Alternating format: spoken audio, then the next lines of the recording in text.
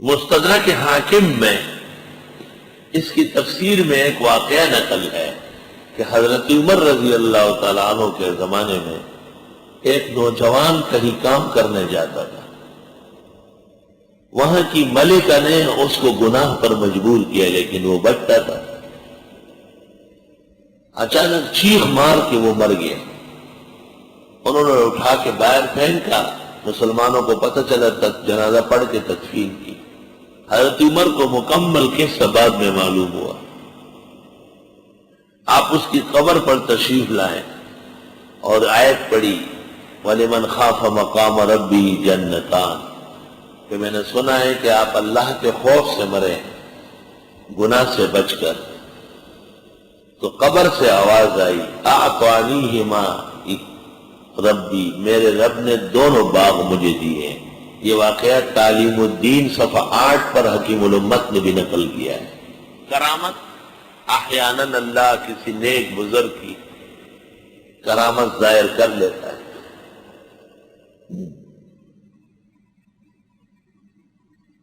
اللہ اکبر. ان الذين اتقوا اذا مسهم طائف من الشیطان تذکروا فاذا هم مبصرون. بے شک وہ لوگ جو ڈرتے ہیں اللہ سے جب پہنچتا ہے ان کو خیال شیطان کا چونک جاتے ہیں بس ان کی آنکھیں کھل جاتی ہے. وَإِخْوَانُهُمْ يَمُدُّونَهُمْ اور بھائی ان کے کھینچتے ہیں ان کو فی الغی گمراہی میں. ثُمَّ لَا يُقْصِرُونَ پھر وہ کمی بھی نہیں کرتے. وَإِذَا لَمْ تَأْتِهِمْ بِآيَةٍ اور جب کہ نہیں آتی ان کے پاس کوئی نشانی جو یہ مانگے قالوا کہتے ہیں لولا اتبعتها کیوں نہیں چن کے لائے. قل انما اتبع ما یوحى الی من ربی آپ فرمائیے میں اتباع کرتا ہوں وہ جو وحی آتی ہے مجھ کو میرے رب کے ہاں سے. ھذا بصائر من ربکم یہ آنکھیں کھولنے والی دلیلیں ہیں تمہارے رب کے ہاں سے. وہدن ہدایت ہے ورحمت رحمت ہے لقوم یؤمنون ان لوگوں کے لیے جو ایمان لاتے ہیں.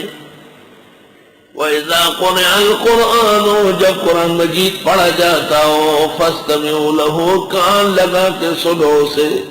وَأَنصِتُوا خاموش رہو لَعَلَّكُمْ تُرْحَمُونَ تاکہ تم پر رحم ہو. ابن مردوے بیہقی ان سب میں ہے کہ یہ آیت نماز کے متعلق نازل ہوئی.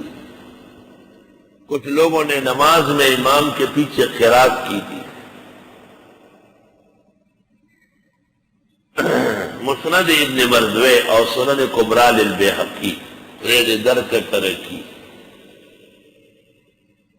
آپ نے نماز پڑھائی اور آپ کے پیچھے کچھ لوگوں نے قرات کی فنزلت.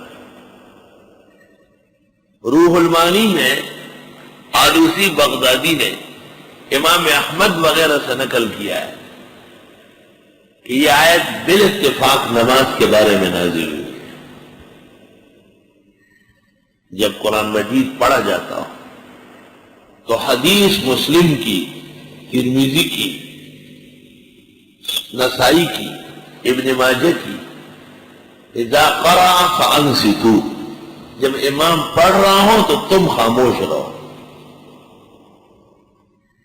یہ ٹکڑا قرآن کے مطابق ہوا تو اس کے مقابلے میں تمام روایات مانن ضعیف ہو گئی. لا صلاة الا بفاتحة الکتاب لا تقرأوا خلفی الا بأم القرآن. آیت میں مطلق ممانعت ہے جب قرآن پڑھا جاتا ہو اور قرآن ظہر اور عصر میں بھی پڑھا جاتا ہے. اس لیے حنفیہ کے ہاں قول مختار مذہب مفتابی متون فتاوا کا ہر نماز میں خواہ ظہر عصر ہو یا مغرب عشاء فجر ہو یا جمعہ اور عید ہو جب امام کی اقتداء میں ہو تو قرات مطلقاً نہ جائے. تفسیر ابن کثیر میں ہے وقال ابو حنیفہ و احمد بن حنبل لا يجب على الماموم قراءة اصلا في السرية ولا الجهرية بها ورد الحديث من کان لہ امام فقراءتہ قراءۃ لہ، وہذا صح تفسیر ابن کثیر۔ اس آیت اور اس حدیث سے امام ابو حنیفہ اور احمد نے استدلال کیا کہ امام کے پیچھے مطلقاً قرات ناجائز ہے، سری اور جہری دونوں میں۔ والآیت دلیل لابی حنیفہ فی ان الماموم لا یقرأ فی السریہ ولا الجہریہ، آیت دلیل ہے ابو حنیفہ کی کہ امام کے پیچھے مقتدی قرات بالکل نہیں کرے گا، نہ ظہر اثر میں نہ مغرب عشاء فجر میں، لأنها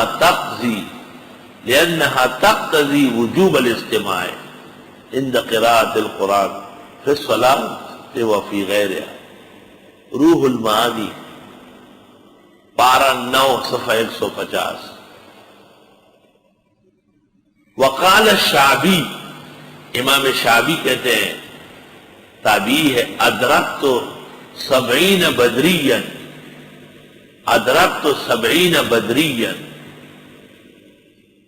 میں نے 70 بدری صحابہ دیکھے، کلہم یمنعون المقتدی عن القراءۃ خلف الامام، سب کے سب قراءت خلف الامام منع کر دیتے۔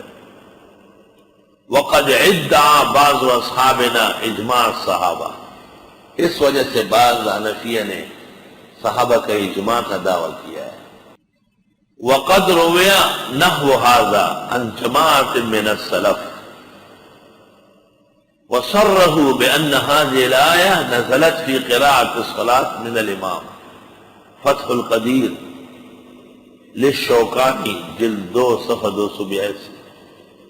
یہ آیت نص صریح ہے کہ امام کی اقتداء میں مقتدی کو قرات نہیں کرنی ہے، کیونکہ اس کے علاوہ کوئی وقت ایسا نہیں ہے جس میں قرآن پڑھنا ضروری ہو یا اس کا سننا ضروری ہو۔ ایک وقت ہے اور وہ نماز ہے جس میں امام پڑھ رہا ہو اور مقتدی سن رہے ہو، جیسے مغرب عشاء فجر۔ اور جن نمازوں میں مقتدی نہیں سن رہا ہے جیسے ظہر اثر، تو 2 حکم ہیں، فاستمعوا ان سمعتم وانصتوا ان لم تسمعوا۔ محقق ابن الحمام کہتے ہیں نماز 2 قسم کی ہے، جن میں سنتے ہو سن لو مت پڑھو، اور جن میں نہیں سنتے ہو خاموش رہو۔ وَاذْكُرْ رَبَّكَ، یاد کرے اپنے رب کو، فی نفسک، اپنے دل میں، یعنی آہستہ، تضرعا وخیفا، عاجزی سے اور آہستہ، ودون الجہر من القول، زور سے بات نہ کرے، بالغدو والآصال، صبح و شام، ولا تکن من الغافلین، مت بنیے غافلین میں سے۔ ان الذین عند ربک، بے شک جو لوگ تیرے رب کے ہاں ہیں، فرشتے، لا یستکبرون عن عبادتہ، وہ تکبر نہیں کرتے اس کی عبادت سے، ویسبحونہ، اس کی تسبیح کرتے ہیں، وَلَهُ يَسْجُدُونَ، اور اس کے لیے سرب سجود ہے۔ قرآن مجید کی یہ پہلی صورت ہے موجودہ ترتیب میں جس کے اخیر میں سجدہ تلاوت آ چکا ہے۔ قرآن مجید میں ہمارے نزدیک ایسے 14 مقامات ہیں جن پر پہنچ کر آیت پڑھنے اور سننے والے پر سجدہ تلاوت واجب ہو جاتا ہے۔ البتہ یہ واجب فوری نہیں ہے، الگ تراخی ہے، یہ چٹ پٹ کرنا ضروری نہیں ہے، بعد میں جو فرصت ملے وقفہ ہو جائے، اور جب تک سجدہ کیے نہیں ہو ذمے پر رہے۔